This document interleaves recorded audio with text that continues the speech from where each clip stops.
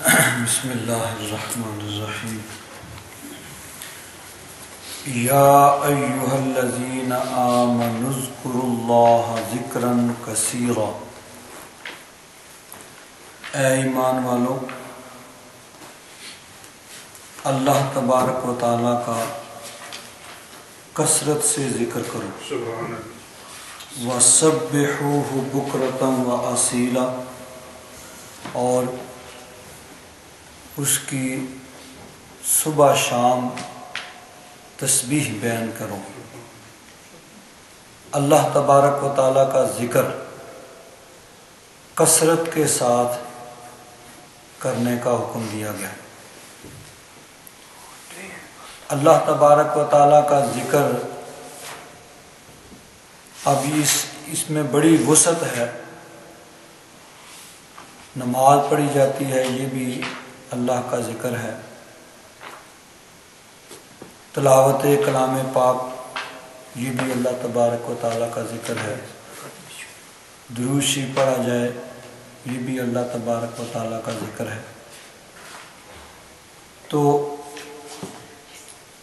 یہ تمام نیک کام جو ہیں اللہ کی رضا کے لیے کیے جاتے ہیں، تو یہ ذکر اللہ میں ہے۔ اور ذکر قرآن پاک میں کئی مقامات پہ اللہ تبارک و تعالیٰ نے اس چیز کا حکم دیا ہے۔ یہاں ہے کہ یا ایھا الذین آمنوا اذکروا اللہ ذکرا کثیرا، ایک جگہ فرمایا فاذکرونی اذکرکم، دوسرا سپارہ شروع میں تم میرا ذکر کرو میں تمہارا ذکر کروں گا، یعنی تم مجھے یاد کرو میں تم پہ اپنا کرم اور فضل فرماؤں گا۔ تم بندوں کے سامنے میرا ذکر کرو گے، میں فرشتوں کے سامنے تمہارا چرچا کروں گا۔ تو جو کثرت کے ساتھ اللہ تبارک و تعالیٰ کا ذکر کرتے ہیں، اللہ تبارک و تعالیٰ کا ان پر کرم ہوتا ہے۔ ایک حدیث پاک میں آتا ہے کہ جب کوئی آدمی اللہ تبارک و تعالیٰ کا پیارا ہو جاتا ہے تو اللہ تبارک و تعالیٰ حضرت جبریل امین کو بلا کر رب ذوالجلال ارشاد فرماتا ہے کہ اے جبریل، فلاں آدمی میرا پیارا ہے، میں اس سے محبت کرتا ہوں، تو بھی اس سے محبت کر۔ حضرت جبریل امین کو حکم دیا جاتا ہے کہ اس سے تم محبت کرو، وہ میرا پیارا ہے۔ پھر ارشاد فرمایا کہ آسمان والے سارے فرشتے اس سے محبت کرتے ہیں۔ ثم یودع لہ القبول فی الارض، پھر زمین پر اس کی مقبولیت، لوگوں کے دلوں کے اندر اس کی محبت ڈال دی جاتی ہے۔ اللہ والے جو اللہ کا کثرت سے ذکر کرتے ہیں، اللہ تبارک و تعالیٰ کے احکام پر عمل کرتے ہیں، لوگ ان سے محبت کرتے ہیں بغیر کسی دنیاوی غرض کے، صرف اللہ کی محبت کے لیے ان سے پیار کرتے ہیں۔ ان کو دیکھا بھی نہیں ہے لیکن ان کی محبت اور عقیدت جو دل کے اندر ہوتی ہے، وجہ یہی ہے کہ انہوں نے اللہ کے احکام پر عمل کیا، اللہ تبارک و تعالیٰ نے لوگوں کے دلوں کے اندر ان کی محبت کو ڈال دیا۔ اور یہاں اس حدیث پاک میں ایک اور چیز بھی قابل غور ہے کہ پہلے تو آسمانوں پر حضرت جبریل امین ان سے محبت کرتے ہیں اور فرشتے محبت کرتے ہیں، پھر بعد میں زمین میں ان کی مقبولیت جو ہے وہ ہوتی ہے۔ آسمانوں پہ پہلے ان کی مقبولیت ہوتی ہے، فرشتوں کے دلوں میں پہلے محبت ہوتی ہے، زمین میں ثم عربی میں آتا ہے کہ کوئی کام کسی کے بعد ہوا ہے، کچھ دیر سے ہوا ہے، تو پہلے آسمانوں پہ ان کی مقبولیت ہوئی، پھر زمینوں پہ ثم یوضع لہ القبول۔ تو اللہ تبارک و تعالیٰ کا کثرت کے ساتھ ذکر کرنے کا حکم دیا۔ ایک حدیث پاک میں آتا ہے حضرت عبداللہ بن عمر بن عاص رضی اللہ تعالیٰ عنہ روایت کرتے ہیں کہ رسول اللہ صلی اللہ تعالیٰ علیہ وسلم نے ارشاد فرمایا کہ یہ دل جو ہے، دل انسان کا، اس کو زنگ لگ جاتا ہے جس طرح لوہے کو زنگ لگتا ہے۔ لوہا جو ہوتا ہے، لوہا اگر اس کو پانی لگ جائے تو اس کو زنگ لگ جاتا ہے۔ تو فرمایا کہ جس طرح لوہے کو زنگ لگتا ہے، ان دلوں کو بھی زنگ لگ جاتا ہے۔ اور صحابہ کرام نے عرض کیا، یا رسول اللہ یہ زنگ دلوں کا اترتا کس طرح ہے؟ تو نبی کریم صلی اللہ علیہ وسلم نے ارشاد فرمایا، تلاوت کلام پاک کی کثرت اور اللہ تبارک و تعالیٰ کا کثرت کے ساتھ ذکر کرنے سے یہ دلوں کا زنگ اترتا ہے۔ دلوں پر زنگ کس طرح چڑھتا ہے؟ گناہوں کی وجہ سے۔ جس طرح کہ ایک حدیث پاک میں آیا، نبی کریم صلی اللہ علیہ وسلم نے ارشاد فرمایا کہ اگر آدمی کوئی گناہ کرتا ہے تو ایک نقطہ، ایک دھبا جو ہے وہ دل پہ لگ جاتا ہے۔ اب اگر توبہ کر لیتا ہے تو وہ دھبا اتر جاتا ہے، اگر نہیں توبہ کرتا تو وہ لگا رہتا ہے، پھر اور گناہ کرتا ہے اور دھبا لگ گیا۔ اگر توبہ کر لی تھی پہلے تو پہلے والا اتر گیا، اب پھر یہ ایک دھبا ہے، پھر توبہ کر لی پھر اتر گیا۔ اور اگر توبہ نہیں کرتا، گناہوں پہ گناہ کرتے جاتا ہے، ایک دھبا لگا، دو دھبے لگے، 3 4 5، اب اگر سفید کپڑا ہو تو اس پہ ایک دھبا لگا ہوا ہو تو دور سے نظر آئے گا بھئی یہ اس پہ کوئی دھبا لگا ہوا ہے۔ اسی طرح اگر آدمی کوئی گناہ کرتا ہے تو پہلے اس کو احساس ہوتا ہے، دل کے اندر انسان کو ندامت اور شرمندگی ہوتی ہے کہ مجھ سے یہ غلطی ہوئی ہے، وہ توبہ و استغفار کرتا ہے۔ اور اگر اس نے ایسے نہیں کیا اور دوسرا گناہ کر لیا، تیسرا کر لیا، چوتھا کر لیا، پانچواں کر لیا، تو پھر اس طرح ہو جاتی ہے کہ آدمی کہتا ہے کہ اگر اس پہ 200 دھبے پہلے لگے ہوئے تو ایک اور لگ گیا تو کیا فرق پڑ جائے گا۔ تو اگر سفید کپڑا ہو تو آدمی کہتا ہے میں نہیں، بچاؤ اس کو، اس پہ دھگا نہیں لگانا چاہیے۔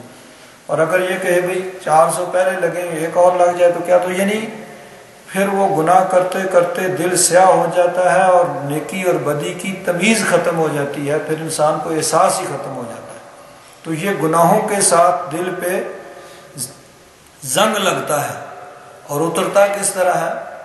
کثرت کے ساتھ تلاوت قرآن پاک کی جائے اور کثرت کے ساتھ اللہ تبارک و تعالیٰ کا ذکر کیا جائے تو یہ دلوں کا زنگ اترتا ہے۔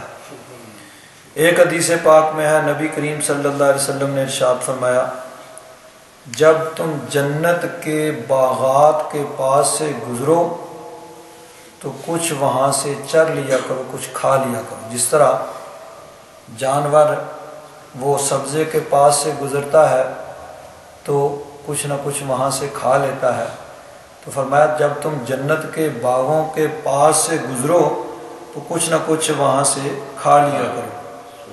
عرض کیا یا رسول اللہ یہ جنت کے باغات کیا ہیں؟ آپ نے فرمایا یہ مسجدیں ہیں، مسجد یہ جنت کا باغ ہے۔ عرض کیا یا رسول اللہ اس میں سے چرنا کھانا کیا ہے؟ آپ نے فرمایا ذکر، سبحان اللہ، الحمدللہ، لا الہ الا اللہ، اللہ اکبر۔ یہ ذکر کرنا، یہ یعنی گویا جنت کے باغات میں سے چرنا ہے کہ تم جنت کے باغات میں سے چر رہے ہو۔ ایک حدیث پاک میں اس طرح فرمایا کہ کلمتان خفیفتان علی اللسان ثقیلتان علی المیزان، کہ 2 کلمے ہیں زبان پہ تو بڑے ہلکے ہیں، یعنی بڑی آسانی سے ادا ہوتے ہیں، نہ مشقت ہوتی ہے نہ اس میں دیر لگتی ہے، لیکن میزان پہ قیامت کے دن جب اعمال کا وزن کیا جا رہا ہوگا تو وہاں وہ بڑے بھاری ہوں گے، بہت وزنی ہوں گے۔ نیکیوں کے پلڑے میں ان کا بہت زیادہ وزن ہوگا۔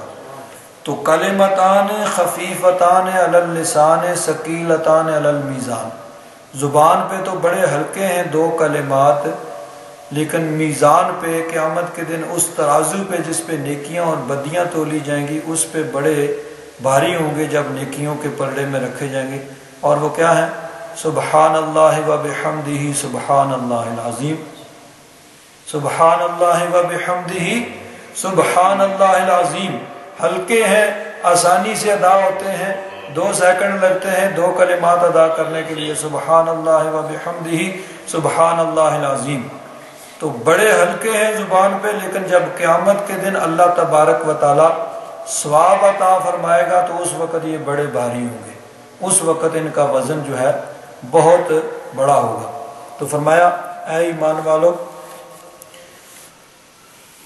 اذکروا اللہ ذکرا کثیرا، اللہ تبارک و تعالیٰ کا کثرت سے ذکر کرو، وسبحوہ بکرۃ و اصیلا، صبح اور شام اس کی تسبیح بیان کرو، یعنی ہر وقت اللہ تبارک و تعالیٰ کی تسبیح بیان کرتے رہو۔ والذی یصلی علیکم وملائکتہ، اللہ تبارک و تعالیٰ وہ ہے جو تم پر اپنی رحمتیں نازل فرماتا ہے۔ یصلی علیکم، صلی یصلی یہ کئی معنوں میں استعمال ہوا ہے۔ جب ہم انسانوں کے لیے استعمال کرتے ہیں، عام لوگوں کے لیے، تو صلی یصلی کے 2 معنی ہوتے ہیں۔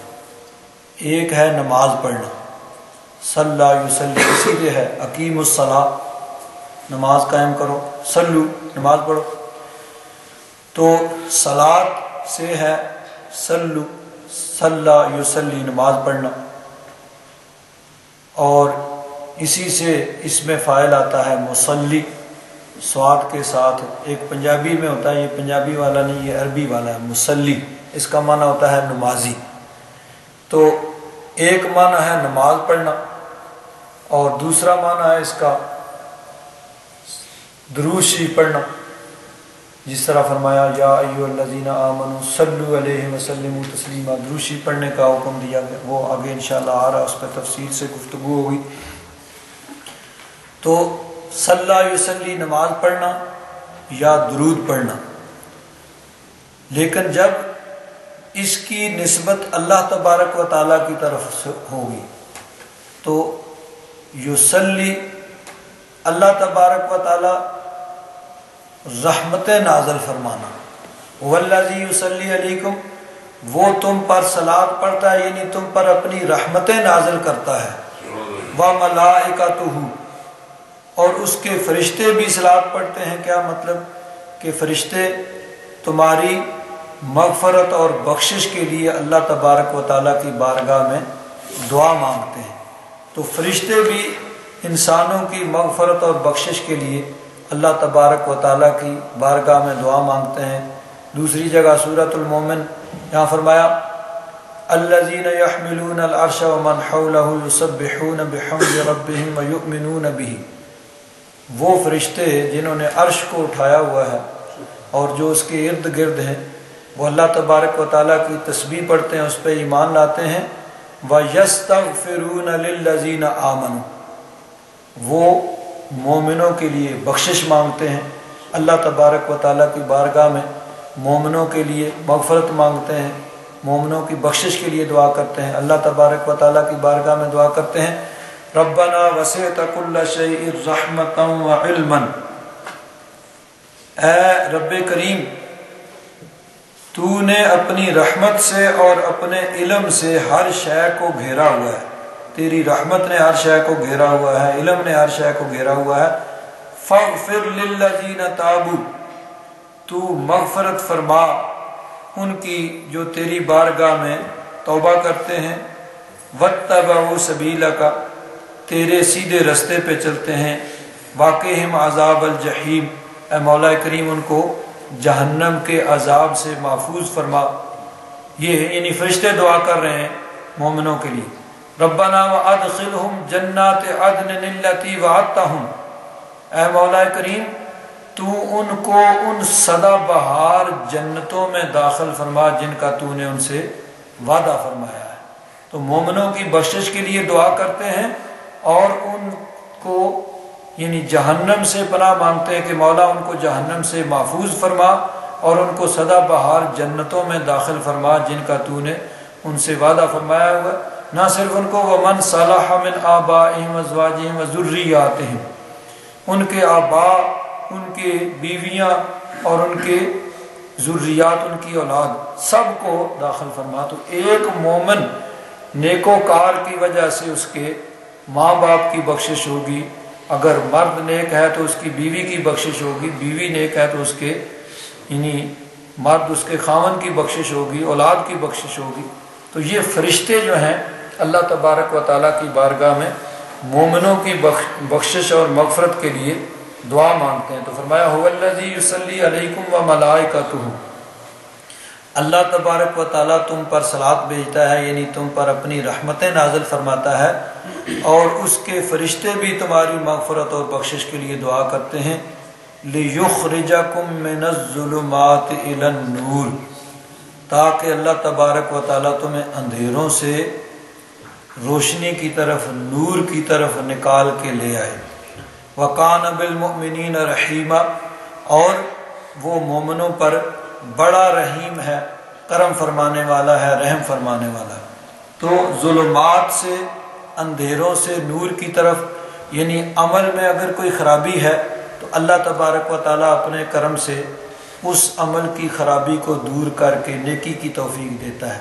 لیکن شرط یہ ہے کہ انسان کے دل کے اندر نیکی کے حصول کی تڑپ موجود ہو، تو پھر اللہ تبارک و تعالیٰ کی رحمت دستگیری فرماتی ہے، عمل کی اس کوتاہی کو دور کر کے اس کو نیکی کی توفیق عطا فرماتا ہے۔ اور اگر عقیدے کے اندر کوئی خرابی ہے اور دل کے اندر یہ تڑپ موجود ہے کہ اللہ تبارک و تعالیٰ مجھے راہ راست عطا فرمائے، تو اللہ تبارک و تعالیٰ عقیدے کی اس خرابی کو دور کر کے، اس کمی کو دور کر کے اس کو صحیح عقیدہ، صحیح راہ راست عطا فرما دیتا ہے۔ اور صوفیاء یہ فرماتے ہیں کہ لِيُخْرِجَكُم مِّنَ الظُّلُمَاتِ إِلَى النُّورِ، ظلمات سے نور کی طرف کس طرح کہ برائی سے نیکی کی طرف۔ اور صوفیاء کے نزدیک تصوف کے راستے میں، طریقت کے راستے میں چلنے میں جو رکاوٹ ہے، اللہ تبارک و تعالیٰ اس رکاوٹ کو دور کر کے طریقت اور تصوف کی بلند منزلیں عطا فرماتا ہے۔ جو چیزیں رکاوٹ بنتی ہیں، جن کی وجہ سے اس کی تصوف کی منازل طے نہیں ہو رہی، رکاوٹ پیدا رہی، اللہ تبارک و تعالیٰ ان کو دور فرما کے اس کو تصوف اور طریقت کی منازل کے بلند مقام پہ پہنچاتا ہے۔ تو فرمایا لِيُخْرِجَكُم مِّنَ الظُّلُمَاتِ إِلَى النُّورِ، تاکہ وہ تمہیں ظلمات سے نور کی طرف، اندھیروں سے روشنی کی طرف نکال کے لے آئے۔ وَكَانَ بِالْمُؤْمِنِينَ رَحِيمًا، اور وہ مومنوں پہ بڑا رحم فرمانے والا ہے۔ ویسے تو اللہ تبارک و تعالیٰ سب پہ کرم فرمانے والا ہے، سب پہ اس کی رحمتیں ہیں، لیکن مومنوں پہ اس کی خصوصی رحمت ہے۔ جس طرح نبی کریم صلی اللہ علیہ وسلم کو بھی اللہ تبارک و تعالیٰ نے رحمت للعالمین بنایا کہ حضور رحمت للعالمین ہیں، تمام جہانوں کے لیے رحمت ہے، صرف مسلمانوں کے لیے نہیں، سب انسانوں کے لیے، جس میں مومن اور کافر سب شامل ہیں، صرف انسانوں کے لیے نہیں بلکہ عالمین، عالمین میں انسان بھی آ جاتے ہیں، جن بھی آ جاتے ہیں، فرشتے بھی آ جاتے ہیں، حیوانات بھی آ جاتے ہیں، نباتات بھی آ جاتے ہیں، جمادات بھی آ جاتے ہیں، سب کے لیے حضور رحمت ہیں۔ لیکن فرمایا سب کے لیے رحمت تو ہیں، لیکن بالمؤمنین رؤوف الرحیم، میرا محبوب مومنوں کے لیے رؤوف الرحیم ہے کہ مومنوں پہ میرے محبوب کا خصوصی کرم ہے اور خصوصی فضل ہے۔ تو اللہ تبارک و تعالی فرمایا وَكَانَ بِالْمُؤْمِنِينَ رَحِيمًا، کہ مومنوں پہ رب ذوالجلال کا خاص کرم ہے، خاص رحمت ہے۔ تحیتہم، ان کا، ہم ضمیر کا مرجع ہے مومنین، ان کا تحیہ یعنی ایک دوسرے سے ملاقات کے وقت جو سب سے پہلے گفتگو ہوتی ہے، جس طرح کہا جاتا ہے السلام علیکم، اس کو تحیہ کہتے ہیں عربی میں۔ تو ان کا تحیہ کیا ہوگا؟ یوم یلقونہ، جس دن اللہ تبارک و تعالیٰ کی بارگاہ میں حاضر ہوں گے، سلام، سلام ہوگا۔ تو اب یہ سلام جو ہمیں حکم دیا گیا ہے کہ جب دو مومنوں کی ملاقات ہو تو سب سے پہلے سلام کرنا چاہیے، اور یہ اسلام کا طریقہ ہے، اور اسی کو اپنانا چاہیے ہمیں کہ جب بھی دو مومن آپس میں ملیں تو السلام علیکم کہنا چاہیے، اور دوسرا کہے وعلیکم السلام۔ پہلی تو بات یہ ہے کہ یہ الفاظ جو ہیں ہر آدمی کو درست کر کے ان لفظوں کو صحیح ادا کرنا چاہیے، کیونکہ اگر اس میں صحیح ادائیگی نہ ہوگی تو معنی میں تبدیلی ہو جاتی ہے۔ تو ہر انسان کو ان الفاظ کو صحیح طریقے سے یاد کرنا چاہیے، السلام علیکم اور وعلیکم السلام، کم از کم یہ الفاظ ہیں۔ آگے اس میں السلام علیکم ورحمۃ اللہ، تو دوسرا بھی کم از کم اتنا کہے وعلیکم السلام ورحمۃ اللہ، اور اگر کہے السلام علیکم ورحمۃ اللہ وبرکاتہ تو دوسرا بھی وعلیکم السلام ورحمۃ اللہ وبرکاتہ۔ یہی کہ اب یہ مومن اور مسلمان کو اسی چیز کا حکم دیا گیا ہے، اور مسلمانوں کو اسی چیز کو اپنانا چاہیے۔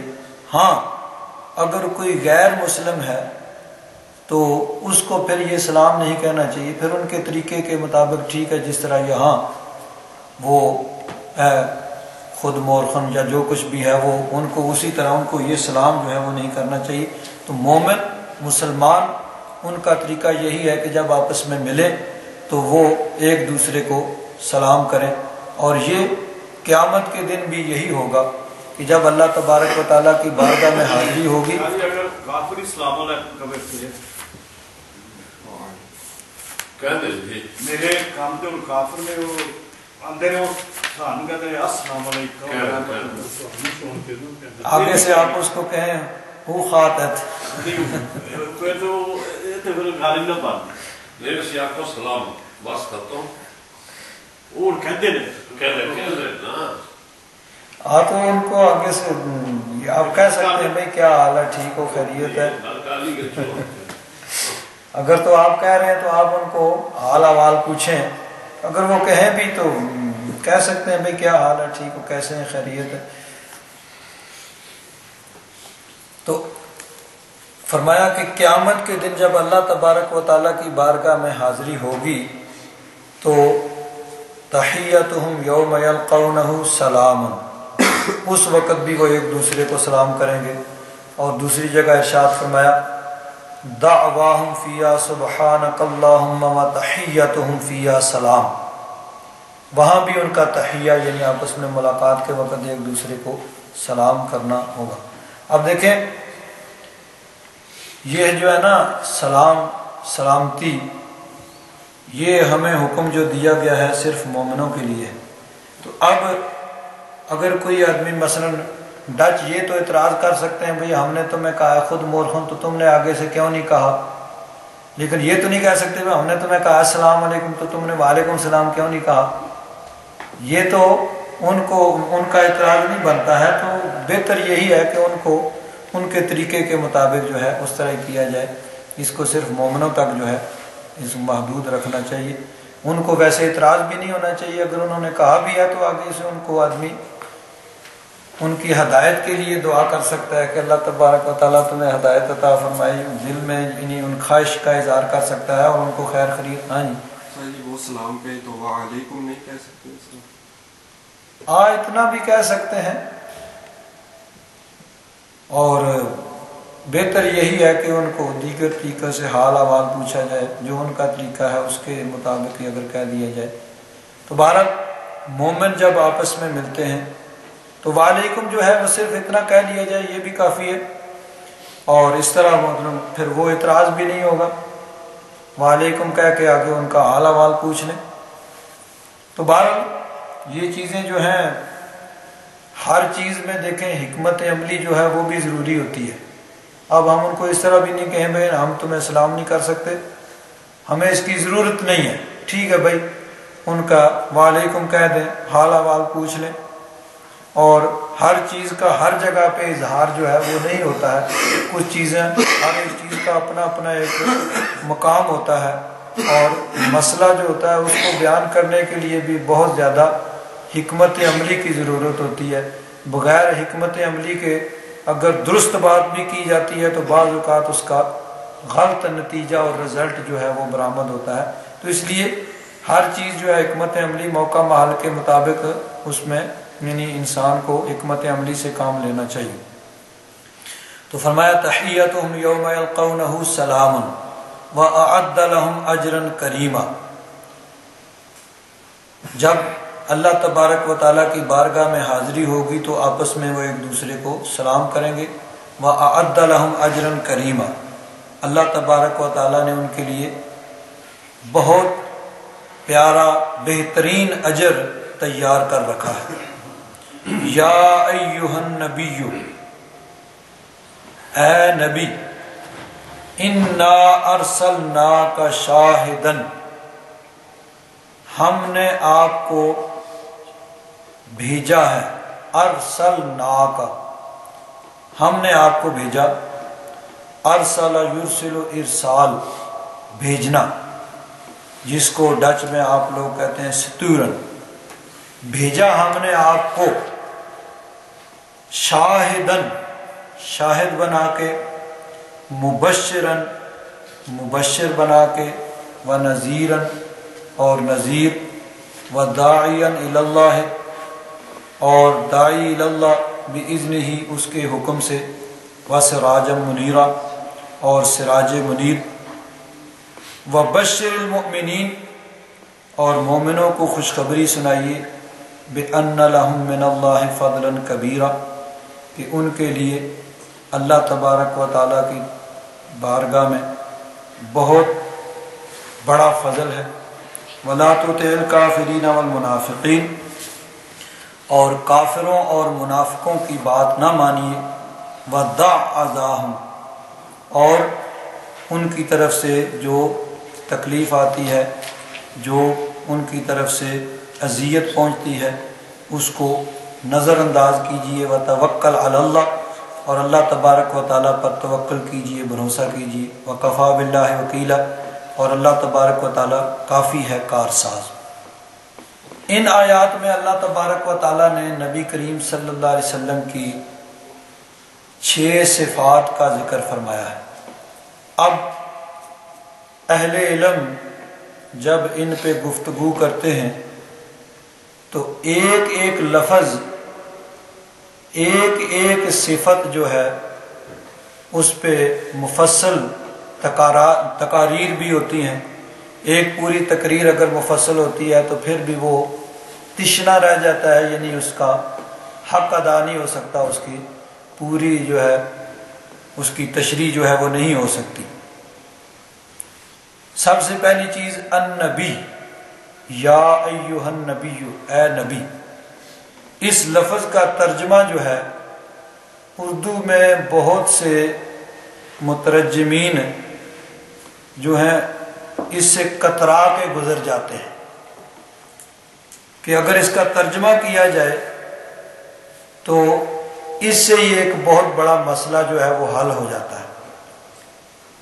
لفظ نبی جو ہے یہ نباؤن سے بنا ہے.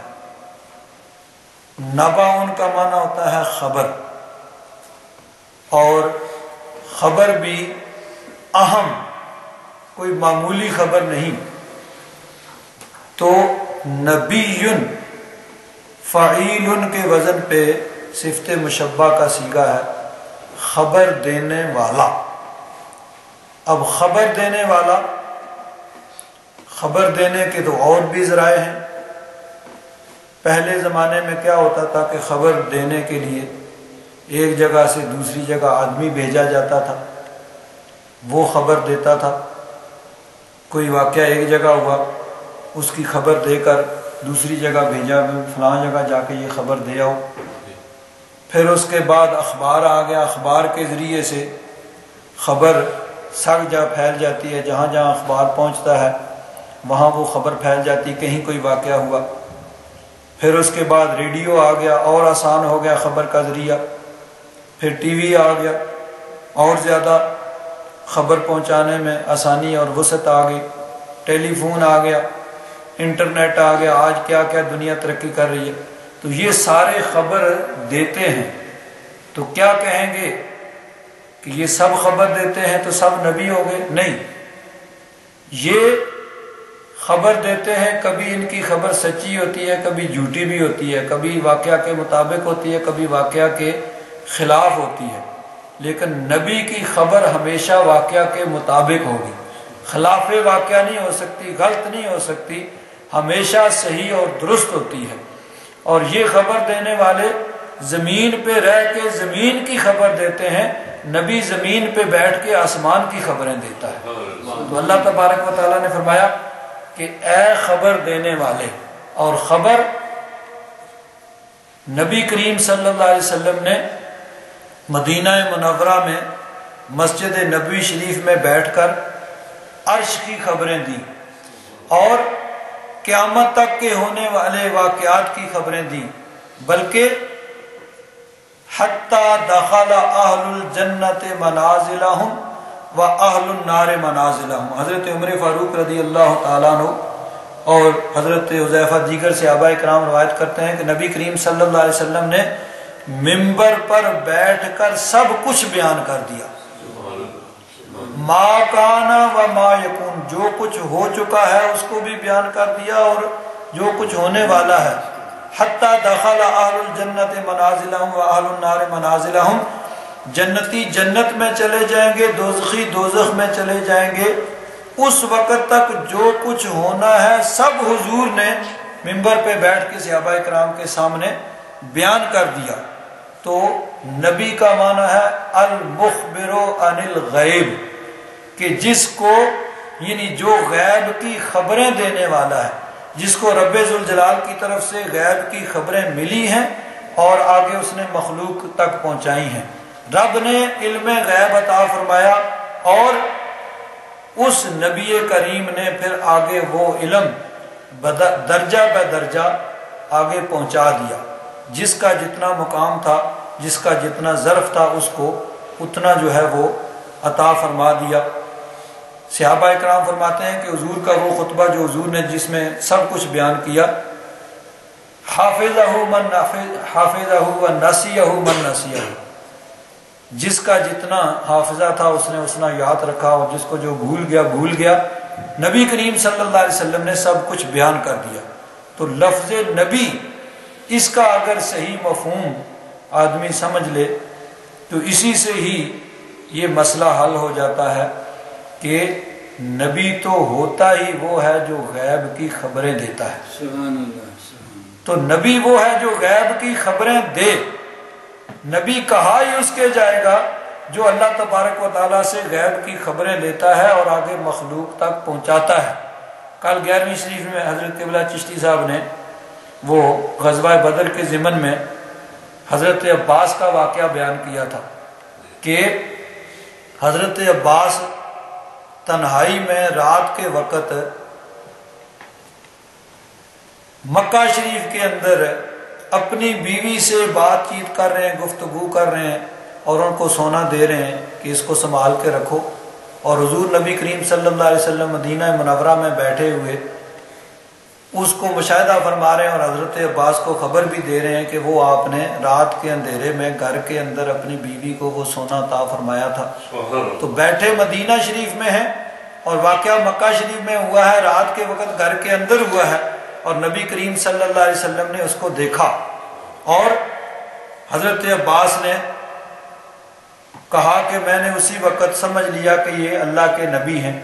بلکہ بعض روایات میں یہ ہے کہ حضرت عباس نے اسی وقت کلمہ پڑھ لیا تھا، کہ اسی وقت وہ کلمہ پڑھ کے مسلمان ہو گئے تھے۔ حفیظ جلندری نے جس طرح کہا کہ جناب حضرت عباس پہ راشا ہوا تاری کہ پیغمبر تو رکھتا ہے دلوں کی بھی خبرداری، خیال آیا مسلمان نیک و بد پہچان جاتے ہیں، محمد آدمی کے دل کی باتیں جان جاتے ہیں، پکار اٹھے بحال وجد میں ایمان لے آیا، بجا ہے راست ہے جو رسول اللہ نے فرمایا. تو ایک روایت یہ بھی ہے کہ حضرت عباس اسی وقت مسلمان ہو گئے تھے, انہوں نے ایمان قبول کر لیا تھا. اسی جنگ بدر کا ایک اور واقعہ ہے کہ ایک تو قبلہ چشتی صاحب نے کل بیان فرمایا تھا, بخاری شریف مسلم شریف کی حدیث ہے کہ حضور نے جنگ بدر سے ایک دن پہلے بدر کے میدان میں جا کے نشان لگا دیے کہ یہاں فلاں کافر, یہاں ابو جہل کی لاش پڑی ہوگی, یہاں عتبہ, شیبہ, ولید اور فلاں فلاں فلاں جو اس میں قتل ہوئے کفار. تو حضرت عمر فاروق قسم کھا کے کہتے ہیں کہ ایک بالشت بھی اس سے آگے پیچھے نہیں تھے, جہاں جہاں حضور نے کہا تھا وہیں ان کی لاشیں پڑی ہوئی تھیں. اور غزوہ بدر جب ختم ہو گیا تو دو کافر حرم شریف میں بیٹھے ہوئے ہیں خانہ کعبہ میں, ایک کا نام ہے صفوان اور ایک کا نام ہے عمیر. تو صفوان کہنے لگا کہ ہمارا تو کچھ نہیں رہا, سارے عرب میں ہم بے عزت ہو گئے, اتنا بڑا لشکر اور اتنے چھوٹے سے لشکر سے شکست کھا کے, ذلت کی شکست کھا کے بھاگا, 70 مارے گئے, 70 گرفتار ہو گئے اور باقی دم دبا کے بھاگے. عمیر نے کہا کہ دکھ تو مجھے بھی بہت ہے, بلکہ میرا تو بیٹا مسلمانوں کی قید میں ہے ابھی تک, تو دل تو میرا یہ چاہتا ہے کہ میں تلوار لے کے جاؤں اور موقع پا کے معاذ اللہ ثم معاذ اللہ, اس نے کہا کہ محمد کو قتل کر دوں. صفوان نے کہا کہ پھر کیا رکاوٹ ہے؟ کہنے لگا کہ رکاوٹ یہ ہے کہ اگر میں پکڑا گیا, میں قتل ہو گیا تو میرے بیوی بچوں کا کیا بنے گا؟ صفوان نے کہا دیکھو اللہ کے گھر میں بیٹھے ہوئے تم سے وعدہ کرتا ہوں کہ اگر تم مارے گئے تو تمہارے بیوی بچوں کا ذمہ میرے پر, جو میرے بیوی بچے کھائیں گے وہی تمہارے بیوی بچے کھائیں گے, جو میرے بیوی بچے پہنیں گے وہی تمہارے پہنیں گے, وہ سارے اخراجات ان کے میرے ذمہ.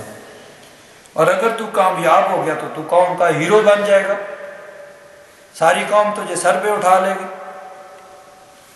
اب ان کا وہاں ایگریمنٹ ہو گیا, معاہدہ ہو گیا. اب وہ تلوار لے کے چلتا ہے, اونٹ پہ بیٹھتا ہے, مدینہ شریف پہنچا, مسجد نبوی شریف کے باہر اس نے اونٹ اپنا بٹھایا. اونٹ بٹھا کے ابھی اترا ہی ہے کہ حضرت عمر فاروق نے دیکھ لیا, فوراً گردن سے دبوچ لیا کہ کافر یہ آیا ہے, کسی اچھے ارادے سے تو نہیں آیا ہوگا. پکڑ لیا, پکڑ کے حضور کی بارگاہ میں پیش کر دیا. جب حضور کی بارگاہ میں حاضر ہوا تو کانپنے لگا. آیا تو تھا قتل کرنے کا, قتل کرنے کے ارادے سے, اب وہاں کانپ رہا ہے, دل قبضے میں نہیں. اتنا ہی دلیر تھا تو آیا کیوں تھا بھائی؟ لیکن حضور نبی کریم صلی اللہ علیہ وسلم نے فرمایا نصرت بالرعب, رعب کے ساتھ میری مدد کی گئی ہے کہ دشمن کے اوپر میرا رعب طاری کر دیا جاتا ہے.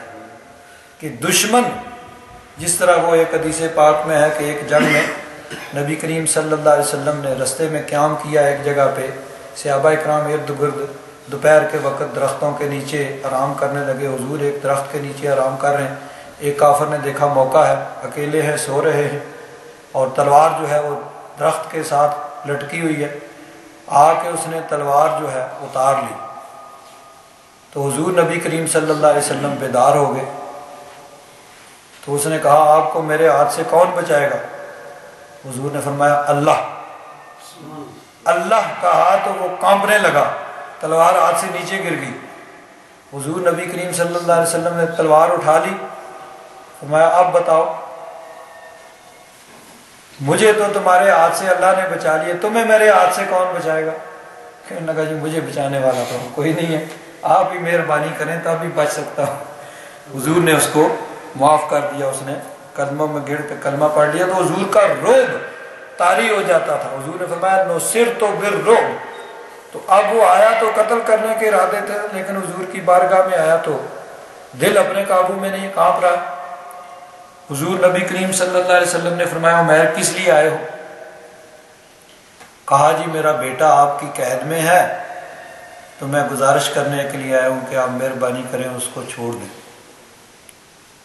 تو فرمایا یہ تلوار کس لیے لائے ہو؟ کہنے لگا جی ان تلواروں نے پہلے ہمیں کون سا فائدہ دیا ہے؟ تلواریں تو بدر کے میدان میں بھی، یعنی وہ اپنی بات کو جس طرح آدمی ٹالتا ہے، تو بدر کے میدان میں بھی ہمارے پاس تلواریں تھیں لیکن کیا انہوں نے فائدہ دیا ہے؟ حضور نے فرمایا عمیر اللہ سے ڈرو اور اس وقت کو یاد کرو جب حرم کعبہ کے اندر تم اور صفوان بیٹھے ہوئے آپس میں بات چیت کر رہے تھے، گفتگو کر رہے تھے، اور تمہاری اور صفوان کے اندر یعنی تمہارا آپس میں کیا گفتگو ہوئی تھی، کیا بات چیت ہوئی تھی۔ تو عمیر کہتے ہیں کہ یہ بات تو میرے اور صفوان کے درمیان تھی، کوئی تیسرا تھا نہیں، اور معاہدہ بھی یہی تھا بھئی جب تک یہ بات چیت مکمل نہ ہو جائے کسی تیسرے کو بتانا بھی نہیں ہے کہ کہیں لیک آؤٹ نہ ہو جائے، پہلے ہی نہ پتہ چل جائے سازش کا، اس لیے اس کو خفیہ رکھنا ہے۔ دونوں کا آپس میں معاہدہ ہوا ہے، بات چیت دونوں میں ہوئی ہے، وہاں خانہ کعبہ میں حتیم میں بیٹھے ہوئے، کسی تیسرے کو بتایا نہیں ہے اور تیسرے کو بتانا بھی نہیں جب تک بات مکمل نہیں ہو جاتی۔ تو دونوں میں آپس میں بات ہوئی ہے، اور نبی کریم صلی اللہ علیہ وسلم مدینہ منورہ میں بیٹھے بیٹھے وہاں پہ خبر دے رہے ہیں کہ آپس میں تمہاری یہ گفتگو ہوئی تھی۔ تو عمیر نے کہا کہ آپ واقعی اللہ کے رسول ہیں، کہ یہ بات میرے اور صفوان کے درمیان ہوئی تھی، کوئی تیسرا وہاں موجود نہیں تھا، کوئی تیسرا موجود نہیں تھا، لیکن آپ کو آپ کے رب نے خبر دی ہے، اور بالکل جو آپ نے فرمایا بالکل صحیح درست ہے کہ میرے اور صفوان کے درمیان یہ معاہدہ ہوا تھا اور اس طرح بات چیت ہوئی تھی، بالکل آپ نے درست فرمایا ہے۔ فوراً قدموں میں گر کر کلمہ پڑھ کے وہ مسلمان ہو جاتے ہیں۔ تو کافر حضور نبی کریم صلی اللہ علیہ وسلم کے علم غیب کو دیکھ کر کلمہ پڑھ کے مسلمان ہوا کرتے تھے۔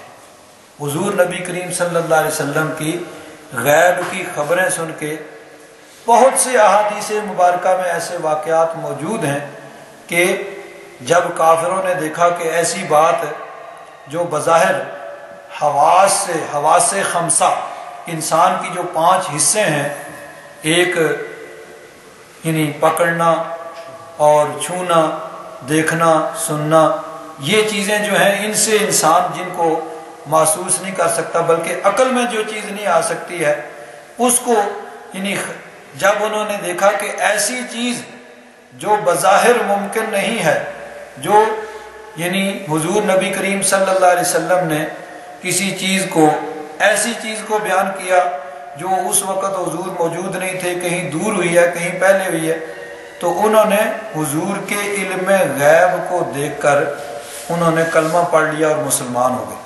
تو کافر تو حضور کے علم غیب کو دیکھ کر مسلمان ہوا کرتے تھے، لیکن آج الٹی گنگا بہہ رہی ہے۔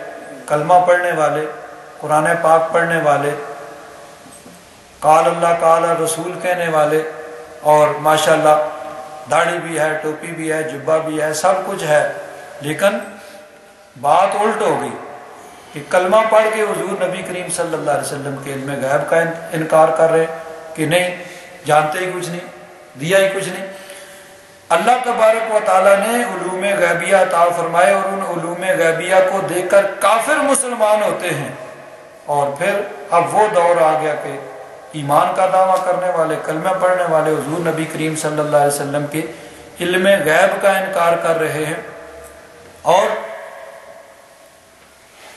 یہ بھی اللہ تبارک و تعالیٰ کی یعنی قدرت کا ایک کرشمہ ہے، عجیب بات ہے کہ بعض اوقات ایسی چیزیں ہوتی ہیں کہ جن سے اگر ان کو یعنی اللہ تبارک و تعالیٰ کرم فرمائے تو اس میں نبی کریم صلی اللہ علیہ وسلم کی شان نظر آتی ہے، لیکن جب اللہ تبارک و تعالیٰ کی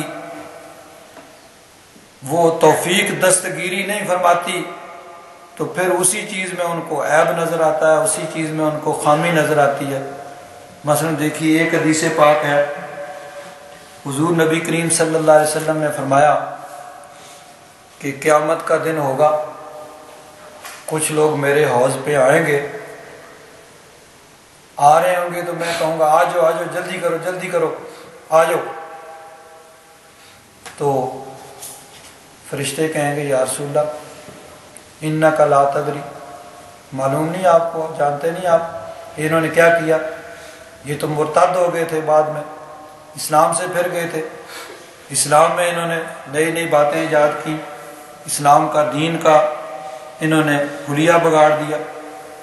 تو حضور نبی کریم صلی اللہ علیہ وسلم فرماتے ہیں کہ میں کہوں گا کہ دور ہو جاؤ، ان کو دور کیا جائے۔ اب بعض لوگوں نے یہ کہا کہ دیکھو بھائی تم کہتے ہو کہ علم غیب ہے، اگر علم غیب ہے تو ان کو پہلے کیوں کہا بھائی آ جاؤ، پہلے سے ہی پتا ہوتا بھائی یہ مرتد ہو گئے تھے، تو اب ان کو پہلے سے ہی دور کر دیتے، بھائی نہیں تم نہیں آ سکتے، پہلے کہا آ جاؤ، فرشتوں نے بتایا تو تب پتا چلا کہ یہ تو مرتد ہو گئے تھے، پھر کہا دور ہو جاؤ، تو یہ نہیں فرمائیں گے کہ دور ہو جاؤ۔ بات یہ ہے کہ نبی کریم صلی اللہ علیہ وسلم اس وقت یعنی ایک خاص کیفیت ہوگی نبی کریم صلی اللہ علیہ وسلم پر، اپنی امت پر رحمت اور شفقت کی ایسی کیفیت ہوگی کہ اللہ تبارک و تعالی نبی کریم صلی اللہ علیہ وسلم کی توجہ کو اس طرف سے ہٹا دے گا، اس طرف سے حضور کی توجہ ہٹ جائے گی۔ اور اس میں بھی اصل میں حکمت یہ ہے، اللہ تبارک و تعالیٰ ان لوگوں کو، ان مرتدین کو جو دین سے پھر گئے ہوں گے، زیادہ ذلیل و رسوا کرنے کے لیے اپنے محبوب کی توجہ ہٹا دے گا۔ توجہ ہٹ جائے گی تو حضور فرمائیں گے آ جاؤ۔ بظاہر وہ اسی طرح نظر آتے ہوں گے، یعنی ان کے بھی لمبے کرتے پہن رہے ہوں گے، بڑی بڑی داڑیاں ہوں گی، ٹوپیاں پہنی ہوئیں گی، یعنی مسلمانوں والا شکل حلیہ ہوگا، تبھی تو دور سے دیکھ کے کہیں گے نا بھائی آ جاؤ۔ کوئی کافر نہیں ہوں گے، کافر تو دور سے ہی پہچانے جاتے ہیں نا، وہ ایسے ہی لوگ ہوں گے کہ جو مسلمانوں والا وضاقتہ لباس سب کچھ ان کا مسلمانوں والا ہے، اسی لیے دور سے دیکھ کے کہیں گے، تو وہ اس طرح کے لوگ ہی ہوں گے۔ تو اللہ تبارک و تعالیٰ توجہ اپنے محبوب کی ہٹا دے گا، تو پھر جب ان کو پہلے بلایا جائے گا تو کسی کو بلا کے پھر دتکارا جائے تو زیادہ ذلت اور رسوائی ہوتی ہے۔ تو حکمت اللہ تبارک و تعالیٰ کی طرف سے یہ ہوگی کہ اللہ تبارک و تعالیٰ اپنے محبوب کی توجہ کو ہٹا دے گا، اور حضور کی توجہ اس طرف نہیں ہوگی، پہلے ان کو بلایا جائے گا اور پھر بلا کے پھر ان کو دتکارا جائے گا تاکہ زیادہ ذلیل و رسوا ہوں۔ تو توجہ کا ہٹ جانا یہ عدم علم نہیں ہے، علم کی نفی نہیں ہے، یہ تو ہے کہ انسان کی اس طرف توجہ نہیں ہے۔ ورنہ دیکھیے اصل بات تو یہ ہے کہ واقعہ یہ کب ہوگا؟ قیامت کے دن یہ واقعہ ہونا ہے۔ ابھی قیامت آئے گی جب اللہ تبارک و تعالیٰ کو منظور ہوگا، میدان معاشر میں یہ واقعہ ہوگا، اور آج سے 1400 سال پہلے نبی کریم صلی اللہ علیہ وسلم نے مدینہ شریف میں بیٹھ کر یہ بیان کر دیا کہ یوں ہوگا، اس طرح ہونا ہے۔ تو اب یہ علم کی دلیل ہے، نہ کہ بے علمی کی دلیل ہے، کہ حضور نے تو پہلے ہی بیان کر دیا کہ یہ ہوگا، ایسے ہوگا، کچھ لوگ آئیں گے، میں ان کو بلاؤں گا، پھر فرشتے میری توجہ دلائیں گے اور پھر میں ان کو کہوں گا دور ہو جاؤ۔ تو یہ بے علمی کی دلیل نہیں ہے، عدم علم کی دلیل نہیں ہے، بلکہ یہ تو علم کی دلیل ہے کہ اللہ تبارک و تعالیٰ نے اپنے محبوب کو علم عطا فرمایا کہ محبوب قیامت کے دن ایسے ہوگا، یہ سب کچھ ہونا ہے۔ قیامت کے دن میدان معاشر میں ہوگا، حضور نے مدینہ شریف میں بیٹھ کے اس کو بیان فرما دیا۔ تو یہ عدم علم کی دلیل نہیں ہے، بلکہ یہ علم کی دلیل ہے کہ اللہ تبارک و تعالیٰ نے اپنے محبوب کو علوم غیبیہ کے خزانے عطا فرمائے۔ تو ٹھیک ہے، اللہ تبارک و تعالیٰ اپنا کرم اور فضل فرمائے۔ ابھی اس کے انشاءاللہ باقی گفتگو، صرف ایک لفظ پہ مختصر گفتگو ہوئی ہے، باقی انشاءاللہ اس پہ آئندہ ہفتے جو ہے وہ انشاءاللہ نیکسٹ سنڈے انشاءاللہ اس